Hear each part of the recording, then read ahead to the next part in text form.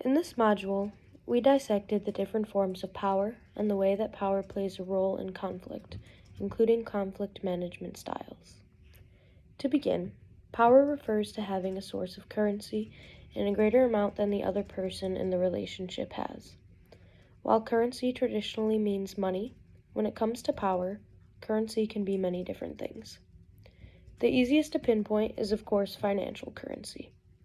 When one person in a relationship has more money, they intrinsically have more power in that relationship. With higher financial means, this person is able to obtain more material goods and resources, including those that are necessary to survive, such as food and water and housing. The person with more resource currency can use this to control other people in a relationship, giving them a sense of power over another person. Currency, in this conversation, can also refer to expertise currency. When one person in a relationship has more knowledge and experience on a topic, it allows them to retain a sense of control when dealing with the topic at hand.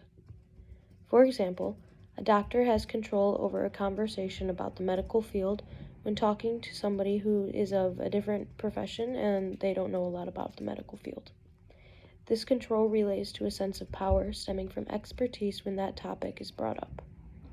Additionally, currency can be held in the form of a social network. As we realize throughout our daily lives, connections are very important and they can be very useful to us. Someone with a large social network is able to benefit from the influence that their connections have and can gain power and control over a situation when the other person in the relationship does not have as useful or as broad of a social network. Currency can also refer to a sense of personal currency. Personal currency is obtained through values and attributes that one person in a relationship has that either the other person does not have or has far less of. These attributes are viewed as good in society, such as being beautiful, smart, funny, and so on.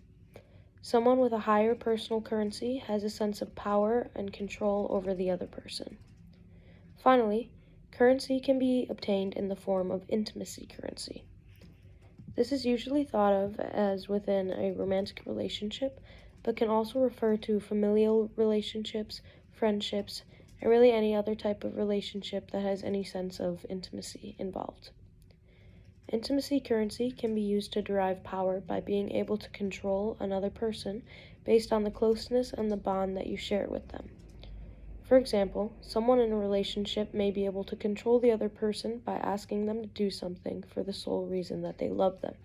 When this excuse is used, the other person feels as though they have to do what the person in the relationship is saying, otherwise it goes against their bond and the closeness that they share. Once we understand the different forms of power and how they are used in situations to control other people, we can take a deeper look at conflict management. Many conflict management styles are dependent on the amount of power that the person using the style holds.